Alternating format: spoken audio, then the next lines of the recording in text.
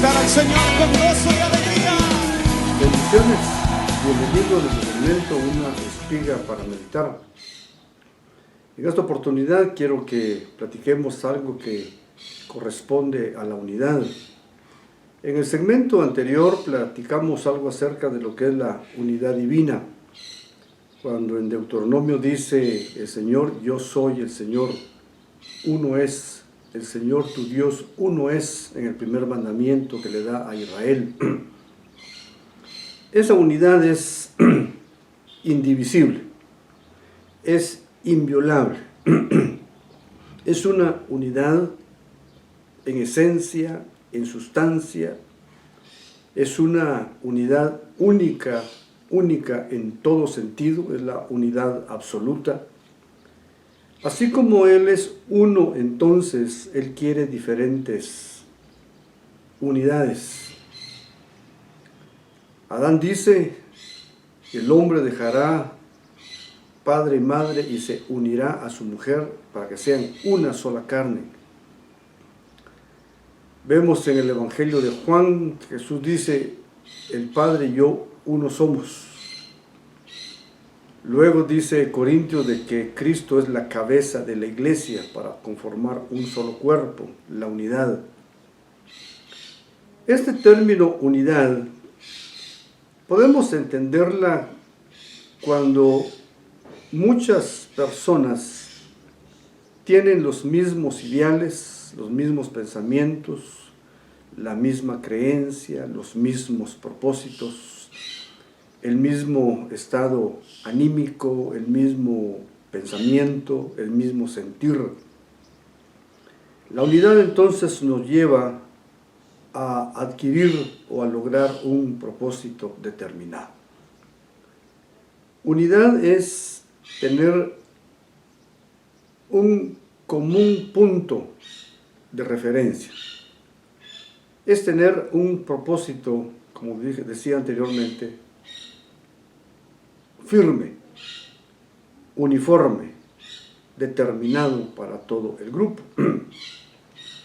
Así como vemos entonces en la Biblia que hay unidades perfectas, está la unidad divina, está la unidad universal, que la vamos a estudiar más adelante, está la unidad en el matrimonio, está la unidad en la jerarquía determinada por Dios, cuando dijo Dios, Jesucristo, hombre, mujer, es una estructura de gobierno, pero que va dirigida a lo que es la unidad. Así como hay una unidad verdadera, también hay unidades falsas. No podemos nosotros en un momento dado determinar o discernir, determinar si la unidad es verdadera o es falsa, si no estudiamos las características o los parámetros de cada una de ellas. No podemos hablar o reconocer o percibir lo falso si no tenemos el fundamento en lo verdadero. Veamos entonces en esta oportunidad algo de lo que es la unidad falsa. Y voy a tomar como base Génesis capítulo 11 del verso 1 al verso 4. Y en el contexto vemos de que Nimrod es el encargado como caudillo de aquel grupo de edificar la Torre de Babel. Esa Torre de Babel seguía un propósito determinado por ellos mismos. ¿Sí? Dice Génesis 11:1, dice, toda la tierra hablaba la misma lengua y las mismas palabras. Había una unidad, ¿sí? Una armonía en el comportamiento de cada individuo, que su relación entre sí, de sí mismo hacia otros, era idéntico. Un mismo idioma, las mismas palabras, estaba la unidad del vocabulario. Se entendían perfectamente, se comprendían de una manera muy precisa, muy exacta, porque no había variación en su lenguaje, en su idioma, en sus palabras, eran las mismas palabras. vemos ahora que hay muchos idiomas y dentro de los mismos idiomas hay palabras muy específicas, determinadas por cada región. Hay variabilidad, hay variación entonces de idiomas, y dentro de los idiomas hay variaciones en cuanto al lenguaje. Y estos son lo que conocemos como modismos. Cada región tiene su modismo, una forma de poder darse a entender o de poder platicar de una manera coloquial entre sí mismo. ¿Ya? ¿Cómo empezó entonces este proceso de la edificación de la Torre de Babel? Había una unidad, ¿ya? Quizás, hermano, era una unidad perfecta. Un mismo idioma, las mismas palabras. No se conocían palabras ajenas, todos conocían el mismo lenguaje. Lo interpretaban, lo entendían, lo conocían y de esa manera venía la respuesta. El verso 2 dice: y aconteció que según iban hacia el norte, hallaron una llanura en la tierra de Sinar y se establecieron ahí. Bueno, a estudiar un poco el término Sinar, el hebreo indica que era una zona, una planicie, una llanura. Pero en Sinar se edificó la ciudad de Babilonia. Pero anteriormente a Babilonia habían existido los sumerios. Entonces, había una civilización de sumerios. Después edificaron en Sinar Babilonia. Babilonia trae la figura de la ramera, de la entidad, de la potestad que se le vincula mucho con la prostitución. Quizás no tanto la prostitución literal, como lo que es la prostitución doctrinal, ¿ya? Porque no pueden darse prebendas si no hay algo a cambio, ¿ya? La ramera es una de las potestades que en el libro de Apocalipsis se menciona, que estaba sentada sobre muchas aguas. Esas aguas tipifican doctrinas, enseñanzas, instrucciones. Como quien dice que Babilonia, la ramera, es la encargada de manejar una diversidad de doctrinas. Y eso es muy palpable para nosotros en este tiempo. Hay una gran variedad de doctrinas, ¿ya? Doctrinas que no tienen sus fundamentos en la palabra de Dios, doctrinas que tienen sus fundamentos en la palabra de Dios, pero no en el extracto, en la esencia en sí de la palabra, sino que tratan de torcer, ¿sí? De desviar, de hacer un poco alejana la línea de la proyección de la doctrina en relación a la verdad, a la doctrina de la verdad. Por eso Pablo hace mención de que nosotros debemos de tener mucho cuidado con la sana doctrina. Si hay una sana doctrina, quiere decir también que hay una doctrina enferma, ¿ya? Que en vez de estructurar el desarrollo de la entidad de una manera correcta, normal, la edifica de una manera torcida, ¿ya? Porque nada de lo que es torcido llegará al final, al propósito de Dios. Esta entidad tiene carácter religioso, ¿ya? En Babilonia se dio entonces la edificación tanto de esta potestad, de esta manifestación de esta potestad, sino que ahí también vamos a ver en el contexto que edificaron la Torre de Babel. Sí, leamos el siguiente verso, el 3, dice: y se dijeron unos a otros: vamos, fabriquemos ladrillos y cosámoslos bien. Y usaron ladrillo en lugar de piedra y asfalto en lugar de mezcla. Este punto empieza a marcar una variante muy específica, muy especial en cuanto a la edificación. Nosotros hemos conocido, entendido y hemos aprendido que para poder tener una comunión con Dios, ¿sí?, se necesita levantar altar o edificar altar. Y uno de los materiales que se utiliza para edificar altar son las piedras, ¿ya? Y estas piedras tienen características muy especiales. Primero dice que aquella piedra no tuvo haber que sido sometida a trabajo humano, a piedra o a cincel. O sea que las piedras no se moldean, ¿sí?, con mano humana. ¿Ya? Cuando vamos al pasaje en que el pueblo de Israel, Josué pasa el Jordán, viene el Señor y le dice que debe de tomar 12 piedras de en medio del río. Cada una de aquellas piedras representaba a cada una de las 12 tribus de Israel. Y al salir del río Jordán edifican un monumento o una señal con cada una de aquellas piedras. Aquellas piedras no habían sufrido el trato de la mano humana. ¿Ya? Habían sido tratadas bajo la corriente del agua. El agua es la palabra de Dios. ¿Ya? ¿Cuántas de aquellas piedras se desprendieron de rocas más grandes, más gigantes, río arriba? El tiempo viene a hacer que las rocas se desquebrajen. Y aquellas rocas fragmentadas en diferentes tamaños empiezan a ser sometidas a la fuerza del agua, el empuje del agua, el empuje de la piedra para chocar con otras piedras, ¿sí?, para irse formando en cada uno de aquellos choques. Aquellas piedras vienen entonces de río arriba hasta que se depositan en los lugares de remanso. Pero aquella piedra ha pasado por muchas experiencias.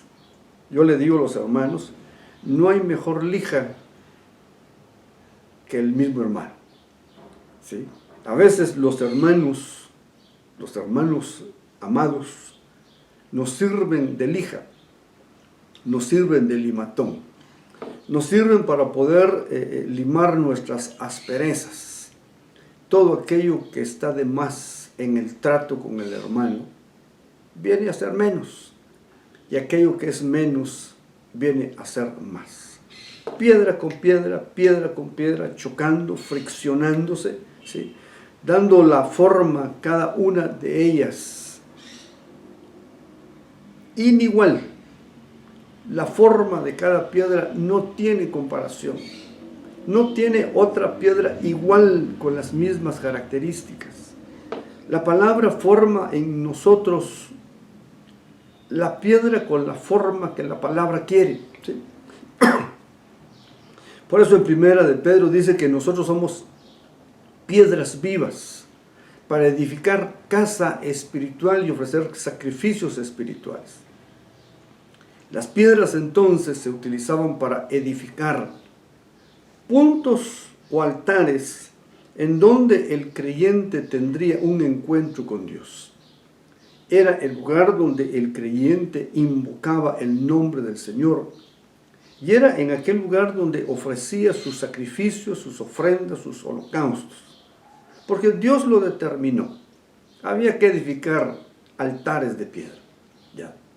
Entonces, este grupo de personas dijeron, vamos, fabriquemos ladrillos. No utilizaron piedras, utilizaron ladrillos. ¿Ya?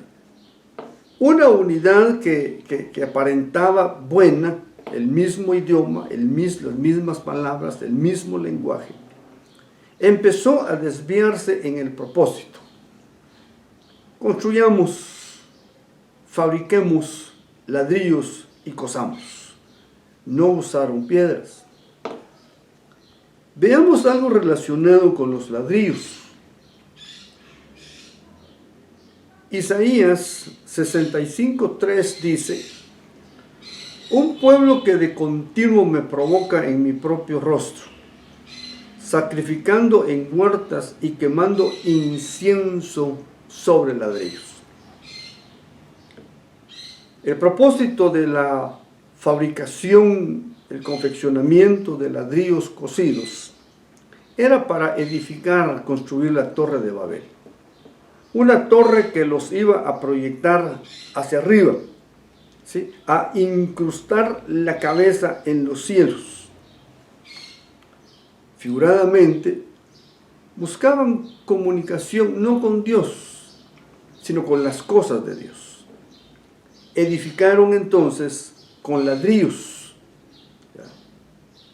Si el Señor dice acá que el pueblo continuamente lo provoca en su propio rostro, quemando incienso sobre ladrillos. Si el pueblo provocaba a Dios era porque no le agradaba a Dios lo que estaban haciendo. ¿Ya? El incienso no se quema sobre ladrillos. El incienso se quema sobre el fuego. ¿Ya? Y es el fuego que procede de Dios. Se quema en el altar para poder agradar a Dios. El incienso lo podemos ver nosotros bajo dos líneas, bajo dos aplicaciones. Una de ellas, dice la palabra, que representa las oraciones justas de los santos. ¿Qué es entonces el incienso, el aroma del incienso que asciende? Son las oraciones. O sea, mi oración entonces, hermano, es el incienso quemado. Pero también representa la adoración, la alabanza, la ofrenda, ¿sí? En el altar de oro que estaba en el lugar santo, el incensario del sacerdote, hermano, hacía la ofrenda de olor grato. Hacía el sacrificio que era como perfume agradable para el Señor. ¿Qué representa entonces el quemar incienso sobre ladrillos? La adoración falsa. En vez de piedras, utilizaron ladrillos. Y sobre esos ladrillos quemaron incienso. Entonces, el ladrillo representa, el incienso en el ladrillo representa la adoración falsa. Pero el ladrillo también representa el esfuerzo humano. ¿Ya? Recordémonos que en Egipto al pueblo de Israel lo mandaron a hacer ladrillos de barro. ¿Sí? Era la esclavitud de ellos, de construir ladrillos de barro. El esfuerzo humano. ¿Cómo vemos entonces nosotros una edificación con ladrillos? El esfuerzo humano. La aplicación de los dones naturales, ¿sí?, alejados totalmente de lo que el Espíritu Santo quiere hacer en nosotros. ¿Para qué son los ladrillos? Para representar las obras que son justas para el hombre, pero que delante de Dios, dice la palabra, son como trapos de inmundicia. ¿Qué hicieron con estos ladrillos? Dice, y dijeron, vamos, edifiquemos una ciudad y una torre cuyo cúspide, cuya cabeza llegue hasta los cielos.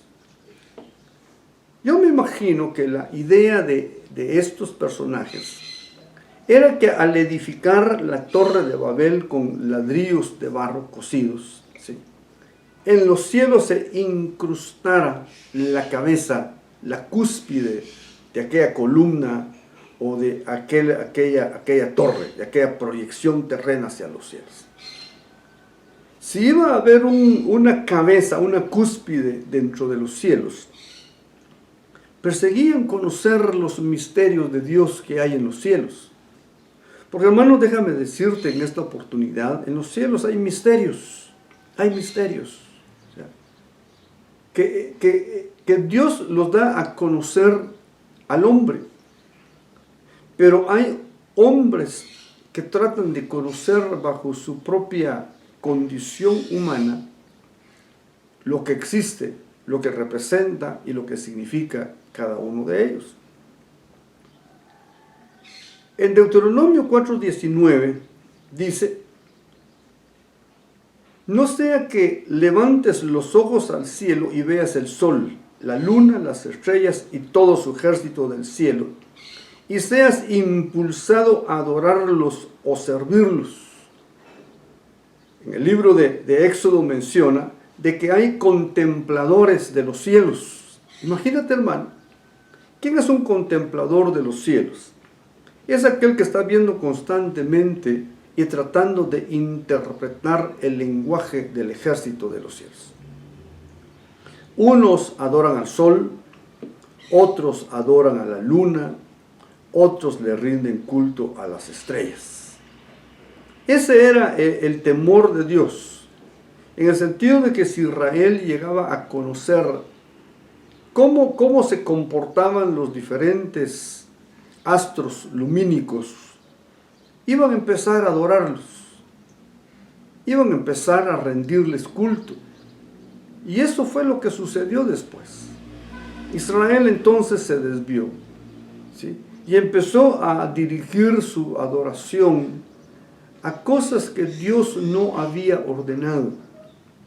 Detrás de cada uno de estos astros, hermano, seguro que hay una potestad. Parece inocente entonces la adoración al sol, pero ¿qué potestad está detrás del sol?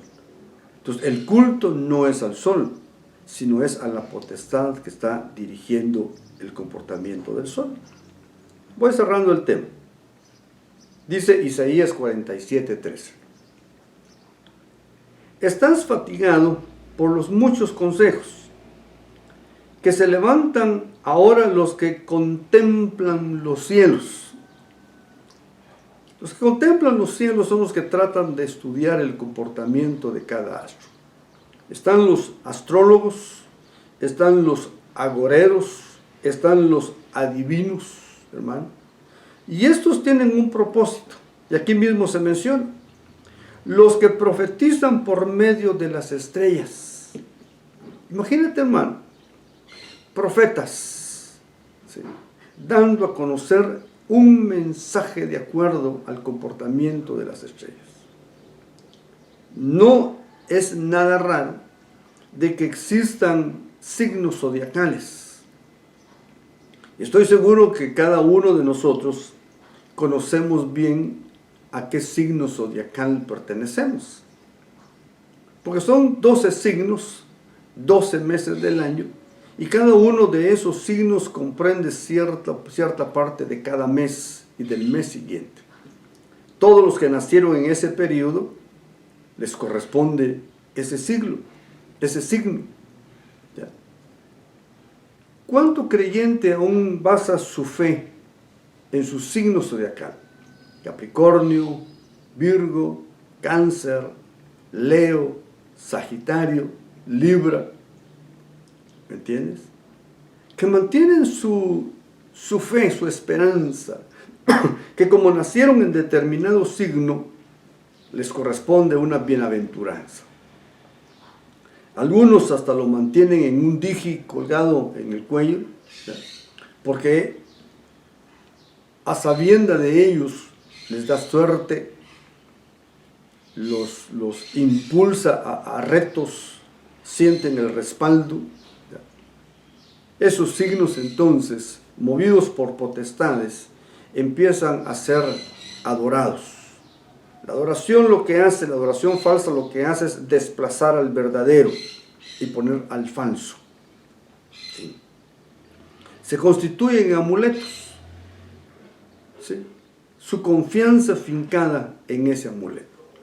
¿Qué hacen estos profetas? Lo hacen por medio de las estrellas. Y sigue diciendo.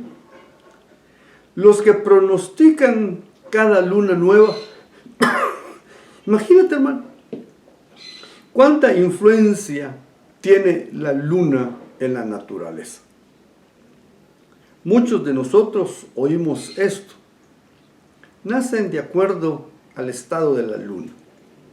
Se mueren de acuerdo al estado de la luna. Las mareas en los mares están de acuerdo o influenciados por el estado de la luna. Muchos siembran en el campo de acuerdo al estado de la luna. Muchos cortan madera de acuerdo al estado de la luna.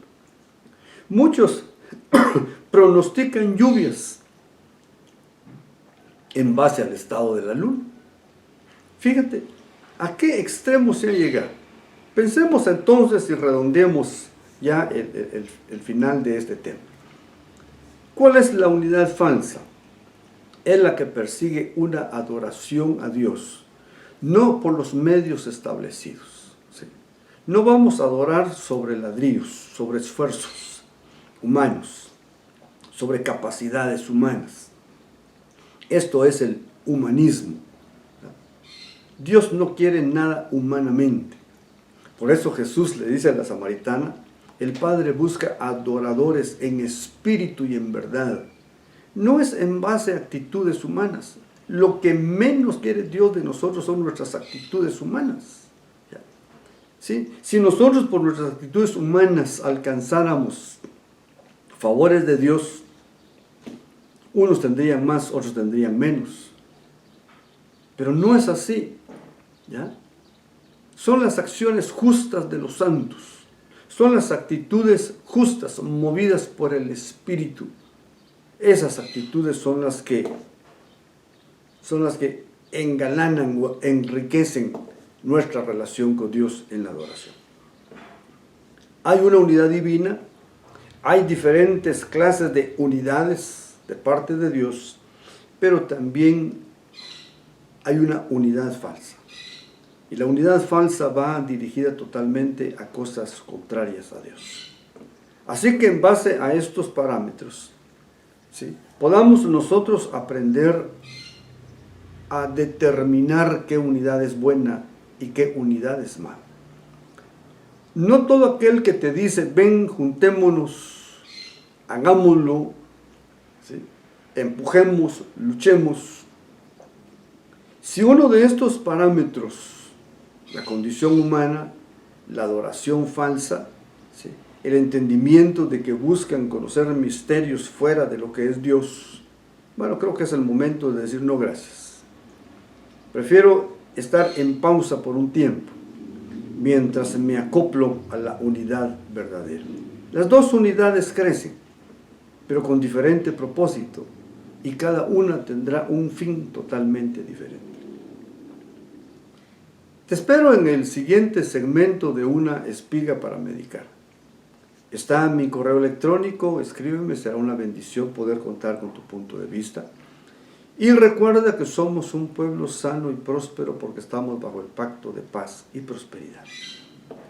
Mientras tengo el gusto de verte y conocerte, un abrazo fraternal. Estuvo contigo una vez más el pastor Gonzalo Arriaga, desde acá de Llamada Final, Villanueva. Bendiciones y que tengas un excelente y bonito día. Amén.